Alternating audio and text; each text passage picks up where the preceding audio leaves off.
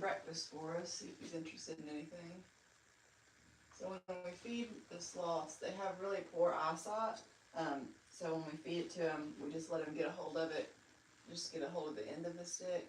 And he's not going to want to eat right now. Sometimes he really goes for the green beans, so he might want some of those. But once he gets hold of the end of the veggie, you can just let it go and he'll finish the rest of it. Because they can't really distinguish the difference between a finger and a sweet potato, because they just have such bad vision. So you can try to see if he'll eat any of that. I don't know if maybe we can break out a little piece of the banana here in a minute to get him going.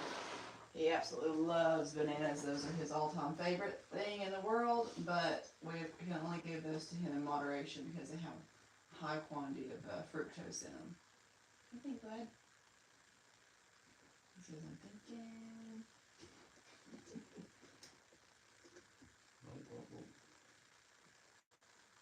Is that a green bean? So we've had Flash for about 3 years now. We got him when he was already about 3 years old, so he's around 6.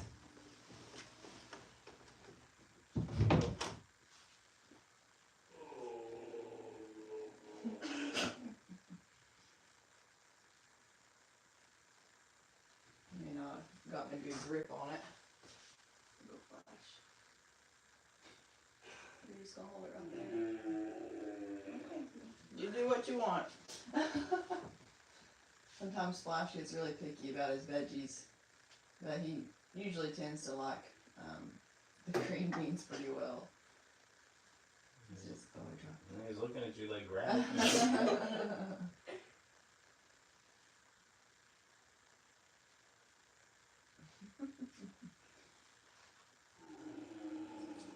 Well, all of that is his for this morning, so you can give him all of that. We got to break out a little bit of banana here in a minute, we can. So we've had Flash for about 3 years. When we first got him, he was not used to doing any of this. So the facility that we got him from, he was only observation. He was in his enclosure just behind some plexiglass. Okay. And people would come up and look at him, but never interact with him like this. So it really took John, the owner, about 2 years of just working with him, spending time in there with him, talking to him, and getting him used to his voice and him just being in there before Flash would even consider coming down and even eating out of our hands like this. So it took him a long time to get to this point, and that's why we don't hold Flash. He's never offered to climb onto us like our other sloths do. Our other sloths came from a breeding program that raises ambassador animals, so they serve to be a little bit of a distraction as I give the whole sloth spiel. But, so she allowed to pet him like now and... Yeah, just real nice slow pets with the grain of the hair. He is a lot softer than people think. They see pictures of the wild sloths that have a lot of moss and algae growing all down their back, and we don't have that here in captivity because they developed that with the rain always raining down on them, and they have little micro cracks all throughout their fur that are... Each individual hair has a lot of micro cracks all throughout it that allows the rainwater to gather in there. Can we break it in half? Yeah, you can. He might struggle with that whole piece.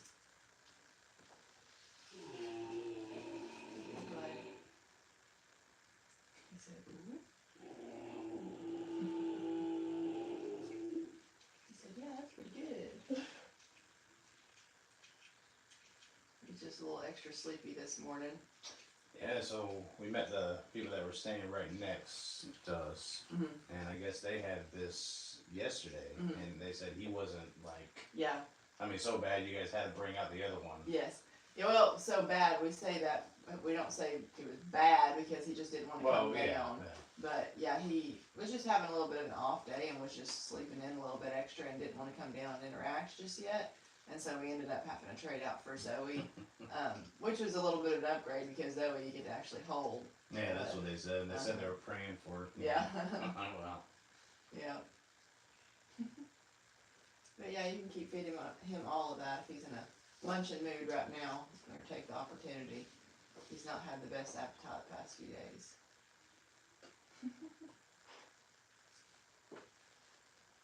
Makes it a little bit more difficult when we're short.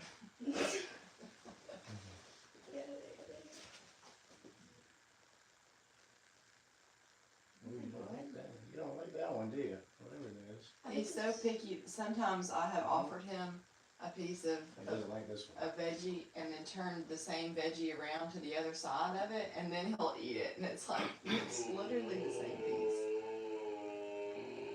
He's probably not too happy about the fact that there's a camel been out there screaming all hours of the night. That's exactly what I just did. I just turned it around. Yeah. That's amazing. Yeah. I think that sometimes their sense of smell is really good, and I think that sometimes if we break it in half, or if we offer him the side that's not broken, and it's like the outside of the veggie, he's like, well, what's that? I don't want that. And you break it or turn it around to the other side that's broken, and he can smell it a lot easier. I guess that makes sense. So how long have you been here? I've only been here for about 3.5 weeks. Oh, really? Yeah, I'm still learning the ropes and everything, but I've been down here and interacted with the animals and knew all of the people before I started here. I'm wanting to get into vet school, and so I ride with a large animal vet that comes down and does all of the vet work down here. So I've been down here multiple times, and I applied to vet school last year and got an interview with UT, which is really where I want to go, but didn't get accepted. Mm-hmm. And so I was hoping that with having the exotic experience like this, that would really help out with my application, making it stand out a little bit easier. I'm sorry, where do you want to go? I want to go to UT, to Tennessee? vet school, yeah. Okay. Yeah. Where are you guys from? Florida. Oh, okay. Yeah.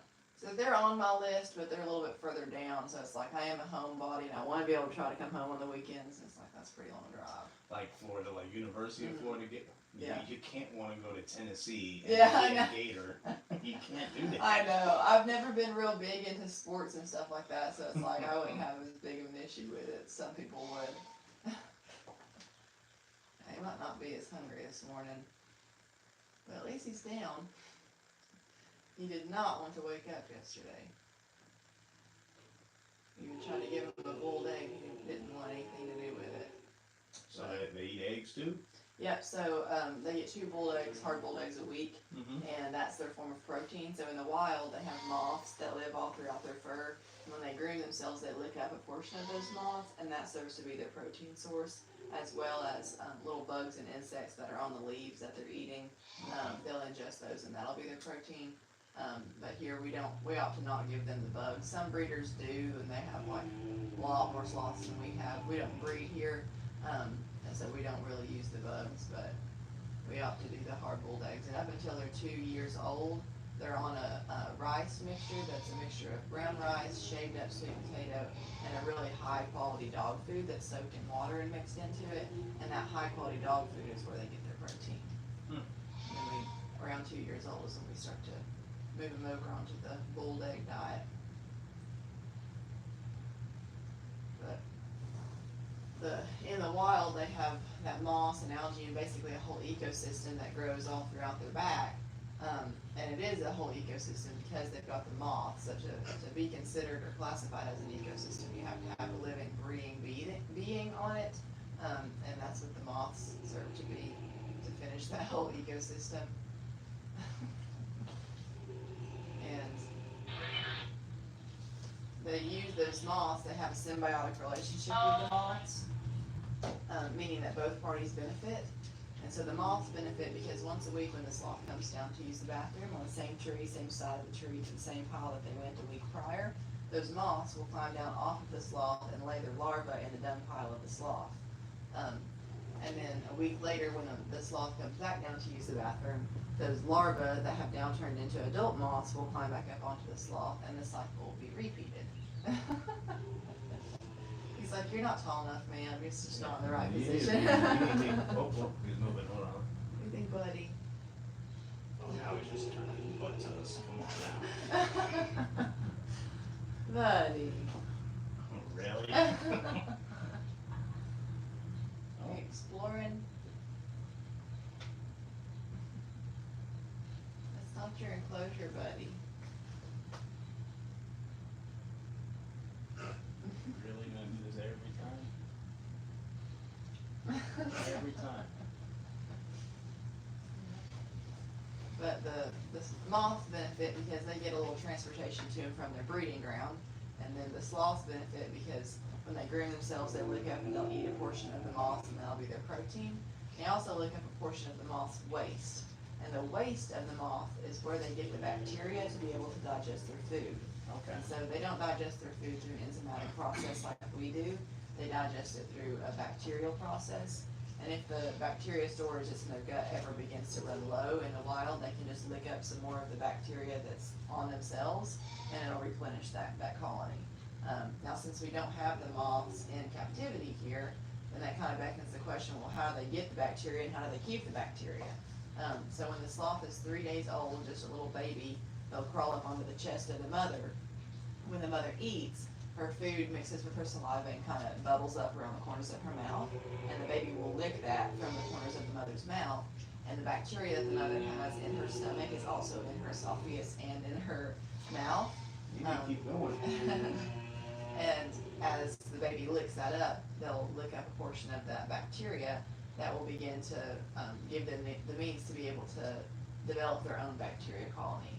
And then that baby will keep that bacteria colony the rest of its life as long as everything is just right. So this is obviously not the natural habitat of a sloth. This is not the same kind of weather that they would be exposed to. So they can't regulate their own body temperature because their energy storage is already really, really low. And so everything that they do is slow, and they don't have the means to be able to expel energy on doing something as big as regulating their own body temperature. And so if the temperature in here was to drop much below 78 degrees, they would not be able to digest that food because that bacteria would begin to die off. So that is something that's really sensitive to a sloth. Not only that, but their diet as well has to be very closely monitored and maintained to make sure that they're eating the right amount and the right amount of the right thing. So they have outdoor enclosures that they're able to go out into as long as it's above 78 degrees out there. They also have really specific humidity requirements. It has to be at least 50% humidity for them to be able to thrive well. And so everything has to be just right for them to be able to keep the bacteria colony that's in their gut at a working order. So something like if we were to leave the door open overnight or something like that, we could come back into a not alive sloth because that bacteria could die off so quickly that the sloth would not be able to digest its food. Well, they're generally South America, and that's where they're Central and South America. Yeah. What part of we? just. Yeah. We're in North America. Oh, we are? Oh my Lord, I got started back over in kindergarten. Well, she said she wants to work as a geologist. Oh. It makes a lot of Girl. sense. How old are you? 11. 11. You still got time. You'll be alright. Oh, God, please. You feed your sloth. It turned away. Oh, yeah. You can still put it up there close to him. And believe it or not, A's and B's. Yeah. But then she just says stuff like that, and it's just kind of like, how is she being a teacher? Yeah, well, I mean, I was the same way in high school. I would just, I learned all of my, everything that I needed for a test. I just memorized it for the test, and then everything would just be like wiped as soon as I turned in the test. And so when I went into college, it was like totally different ball game because this stuff really starts to build on itself, and I've got to maintain all of this memory, Yeah.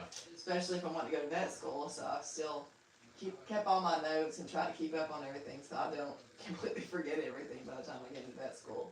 But Yeah, I've always been a more hands-on. Uh-huh. You know, I went to college late, mhm.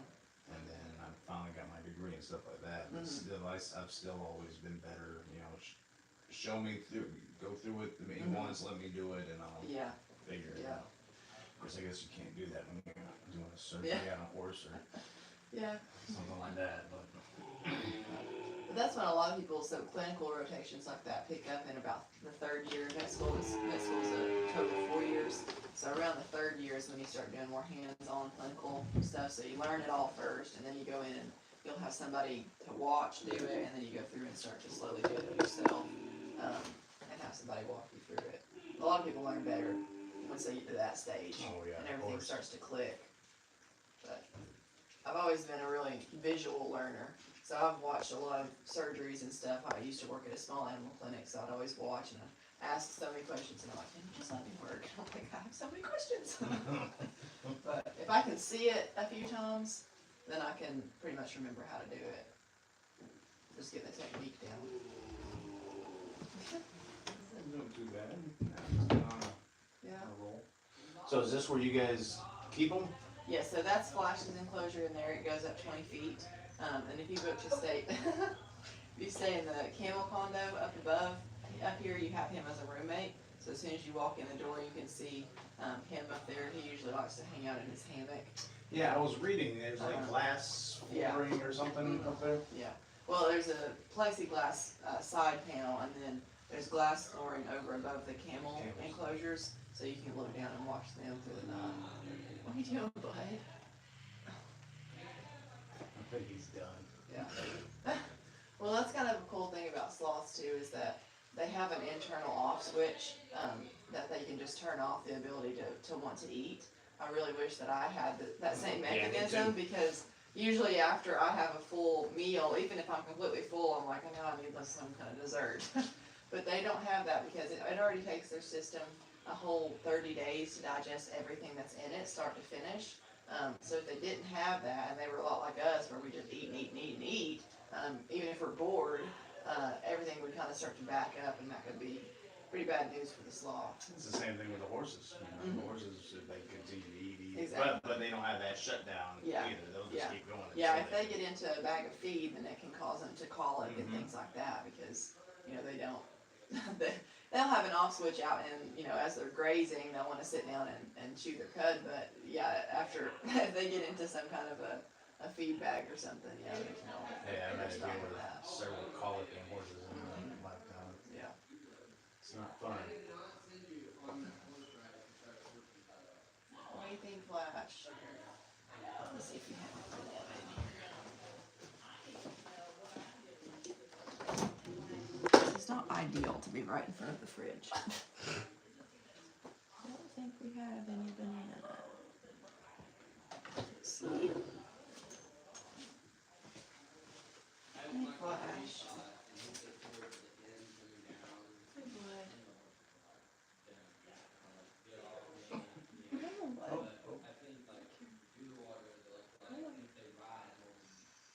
Buddy. See if I can get some rice out.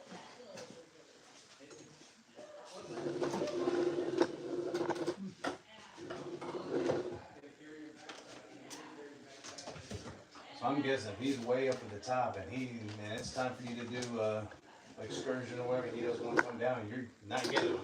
Pretty much, yeah, and everything that we do with our sloths is on their own terms. Yeah. If they're just not having a day like he was yesterday, then we just leave that up to them, and we'll switch to doing, you know, another sloth or something like that.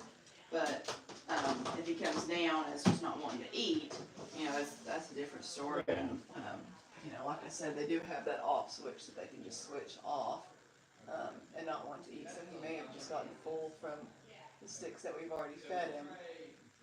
I'm glad I know you smell that. Come on. And this will be a pretty cool picture if I can get him to lower down all the way. A lot of times you can stand right next to him, and it makes a pretty good, cool picture. So if you want to hold this dish right here for him, you'll probably hold on to the bottom of it. If you want to come stand over here, that way he can get a picture of you. That looks pretty cool to have a sloth right now next to your head. There we go. Alright. I'm not a good picture taker, but I guess.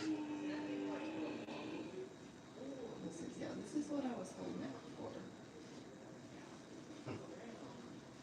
We don't give Flash a whole lot of that, because he does, that's the rice mixture that I was talking about, so he does get his protein source twice a week. He doesn't really need it. That's just kind of a nice little treat for him sometimes.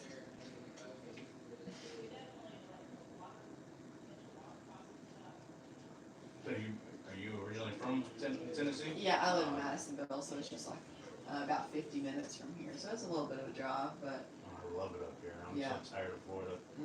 it's nice. So you can help me out. Where is the closest grocery store? Because I Googled grocery stores, and it took me to a gas station yesterday. Yeah, so there's a Food City in Ocoee. So if you go out, turn right, you'll come to a stop sign eventually, and you'll just turn left, and then you can get to the next stop sign, and it's a right, and then it's just down the road there. It's just right off the main highway. Okay. Yeah, it didn't work out right after driving. Yeah. It's just like maybe 7-8 minutes from here. Okay. Yeah. Food City.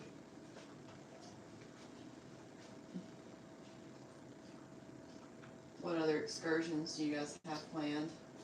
Actually, the only other one we have is something with a kangaroo. Okay. And that actually got changed. It was originally 2:30, but I got an email saying that they changed it to 11:30 today. Oh, So, okay. which is perfect. Yeah. Because you could run right in here and do that one. Mm-hmm. And then that's it, because I wasn't really sure Yeah. what to do. Like they suggested doing a farm tour or something. Yeah. Yeah, the farm tour is a really good opportunity. If you guys are going to stick around for today, you might be able to talk to John or somebody else that does the farm tours out there. And they might be able to squeeze you in on the next farm tour if there's room. It's only like $20 a person, and you get to see all of the animals on the farm besides the sloths. Okay. So you come down and you get a little talk about all of them, basically. So that's a pretty good option. Is there any interaction with the animals? Or? Yeah, so a lot of them are hands-on. Coda, the Quadmundi, he's like the really only exception for that. Sometimes if there's really young kids in the group, then we won't let them hold the micro squirrels because they can get away pretty easily. But we've got micro squirrels, sugar gliders, hedgehogs. We've got a mute swan baby. We've got the petting zoo up there where you get to spend a little bit of time with feeding the goats and sheep little treats and stuff. And then you get a little talk about the camels, the baby camels and everything, alpacas, llamas. That's a pretty good little choice just to, do something for a little bit. Yeah, one of the llamas decided to try to spit on us yesterday. Which one was it? It was over there in the corner. Last Cusco. Oh, is it? Yeah. Well, did he put his ears back? Yeah. Was spitting? Because he is normally super friendly, and he'll be like all up in your face, and it could be perceived as he might be spitting. I don't know. He was the only one that came up to us Yeah. and he went up. Oh, did he? Oh, yeah, it was It was definitely yeah. So we're like, okay, buddy. like yeah. And you could tell he tried to trick us. Because the other two, I think there was 3 in Yeah, there, they right? just kind of stay off to the Yeah, the other 2 would walk away. That one come right to Yeah, us. he We're like, does. Oh, look. And I tell him, oh, go pay. Did a whole switcheroo. Like a spitting cobra. Alright, guys. One of the llamas up at the other barn has some issues with her foot, so I'm working with her every day with doing some therapy on it. And she's the sweetest llama ever. I mean, some of the stuff that I have to do to it is pretty uncomfortable for her. But she just lays there and she'll take it. Sometimes she'll moan and groan a little bit. But she's a good llama. And I went in there to give her shot yesterday. And she, I mean, out of nowhere, just right in my face, bam. I was like, you've got me. I've given you this shot for the past 10 days. Like, what is your deal? It was just not expected. A green, just all in my face. And at that point, I would think is you, even if it's just for a split second, what am I getting myself into? Yeah. Right? Yeah. Now I have that thought a lot when I'm working with cattle. We'll be out there and gate slams into my face or something. I'm like, well, why am I doing this? Yep. Yeah, I had a friend, this was years ago, but obviously with the colic and stuff, I've had horses and stuff in the past, but I had a friend that used to have about 10, 15 head of Angus.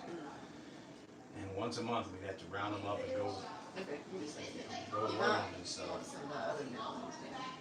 And it was the nastiest job that I ever had to deal with. Yeah. Just, they could poop Yeah. second and get And you'll be right back there and it's yeah, it's just like, Wait, what is it? cows.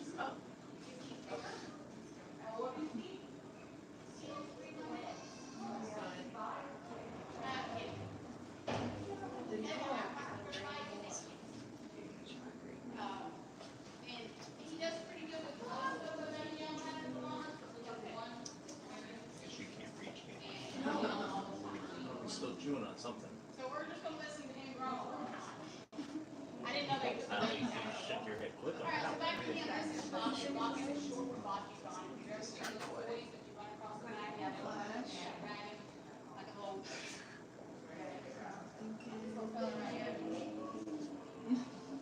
him up. That's okay. I don't know. I didn't do Barbie. He's done good for us. So he closed So him I up. I said, Flash is a two-toed sloth. We only have two toads here in captivity because the three-toed sloths, they have a lot more of a specific diet than these two. So when they're in the wild, they live in the Sartopia trees, and it's the leaves of the Sartopia trees that they only eat. for the reason. And the three-toed sloths are a lot more sensitive. They can pretty much only eat that. But the two-toed, their diets will be varied a little bit. They're eating green beans, sweet potatoes, squash, zucchini. From experience, it hurts. Always had a few He's feelings. chewing on the. Maybe you don't know her kangaroo Oh, leg. is he licking the branch? Yeah, I think he's doing something. Yeah. So he typically has much pointier nails, because his enclosure has concrete, it kind of keeps them calm down. Yeah, he's doing something out there. I'm not sure. Anyway, the three-toed sloths are the ones that you see pictures of that have like that band around their eyes and their snouts are a little bit shorter. They have the perpetual smile. And oftentimes you'll see pictures of them where they're hanging all four on the branch and they'll have their neck turned all the way backwards looking down at the camera. And that's because they have three extra vertebrae in their cervical spine, so their neck. And then they have three vertebrae of a tail. So it's thought that the three-toed sloths actually have a greater population of the moths that live on them because when they come down to use the bathroom, they use that tail and kind of swirl a little hole of the dung pile from last week. And that kind of allows even more of those moths to climb up all the way up towards them.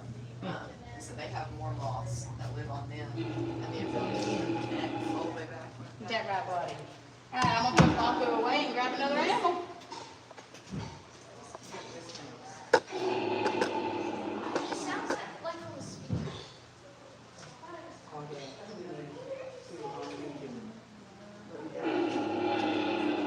Sanitize. I'm gonna move on. I'm gonna bring out another animal that is similar to Baku.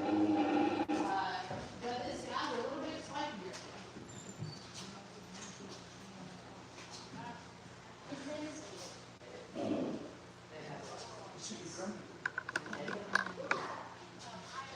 You on TikTok? I'm doing very. Nice to meet you. So, cause I'm watch you guys. Yeah, that's awesome. Thank you. Yeah, she gave her sister times. Yeah, cool. We try to do a lot of fun stuff on there. I mean, we have a lot more educational content with like animations and stuff. That way people can show it in schools and stuff for kids. That one in there is a lot of money. It's kind of like a Central or South American raccoon. Yeah, that one is, we call it research. Alright, guys. Some headshots out for y'all.